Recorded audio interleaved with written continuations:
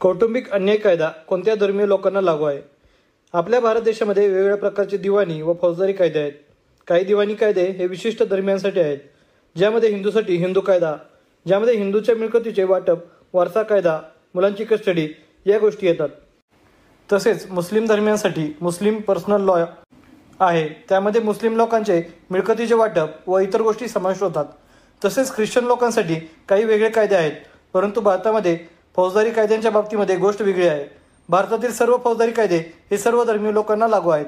उदाहरणार्थ, एखाद्या व्यक्तीने जर गुन्हा केला तर त्या गुन्ह्यासाठी भारत देशामध्ये जे जे कायदे आहेत, म्हणजे भारतीय न्याय संहितेखालील गुन्हे information technology act, POCSO act, NTPC act, prevention of anti corruption act, Mumbai police act, जुगार प्रतिबंधक कायदा, हे व असे अनेक फौजदारी कायदे भारतामध्ये आहेत.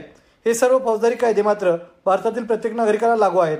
म्हणजे जेव्हा एखादी व्यक्ती गुन्हा करते तेव्हा त्या व्यक्तीची जात किंवा धर्म पाहिला जात नाही. गुन्हेगार हा गुन्हेगार आहे.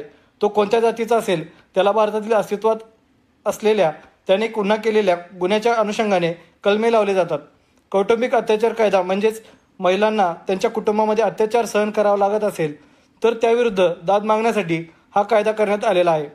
या कायद्यामध्ये पोटगी, मुलांचा ताबा, घरभाडे, नुकसान भरपाई या व अशा अनेक प्रकारच्या गोष्टी दिल्या जातात. हा कौटुंबिक अत्याचाराविरुद्धचा कायदा आहे.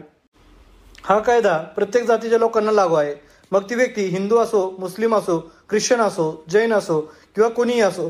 जर त्या व्यक्तीने कुटुंबातील कोणत्याही महिलेचा छळ केला, त्या महिलेला त्रास दिला, तर ती महिला या कायद्याखाली दाद मागू शकते.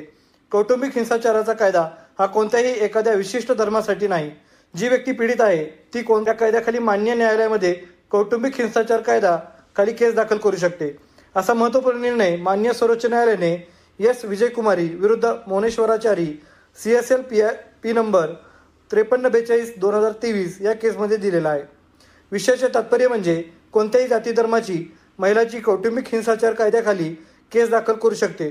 ती केस दाखल करण्यासाठी जात आणि धर्म याचे कोणतेही बंधन नाही. अशाच प्रकारची नवनवीन माहिती ऐकण्यासाठी कोर्ट कचेरी या यूट्यूब चॅनलला लाईक करा, शेअर करा, सबस्क्राईब करा.